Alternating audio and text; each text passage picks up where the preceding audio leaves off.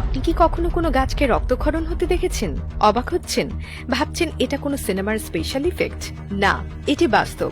প্রকৃতির এক আশ্চর্য সৃষ্টি। এমন এক বিশেষ ধরনের গাছের অস্তিত্ব আছে যা সত্যিকার অর্থে লাল রঙের তরল নিঃসরণ করে, দেখতে ঠিক যেন রক্ত। এই বিস্ময়কর গাছের পুরো একটা পরিবার রয়েছে, যেখানে প্রতিটি গাছই আলাদা রকমের রক্ত ঝরায়। কেউ কেউ নিঃসরণ করে গাঢ় রক্তবর্ণের গাঢ় ক্রিমসন রস, আবার কেউ কেউ নির্গত করে উজ্জ্বল রুবি লাল তরল।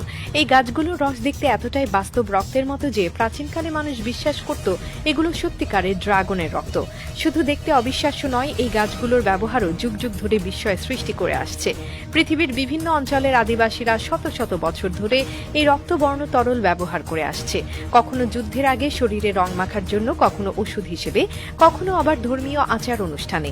যেমন ড্রাগনস ব্লাড ট্রি নামে পরিচিত এক বিশেষ গাছের কথা ধরা যাক। এটি ইয়েমেনের সোস্ট্রা দ্বীপে পাওয়া যায়। প্রাচীনকাল থেকে এই গাছের রস নানা কাজে ব্যবহৃত হয়ে আসছে, গায়ে মাখার রং, ক্ষত সারানোর ওষুধ, এমনকি জাদুবিদ্যার উপাদান হিসেবেও। আবার ক্রসোপসিয়া বা সাঙ্গুইয়ানারিয়া নামের গাছগুলোর রস এতটাই লাল যে এগুলোকে প্রকৃতির এক রহস্যময় বিস্ময় বললেও ভুল হবে না।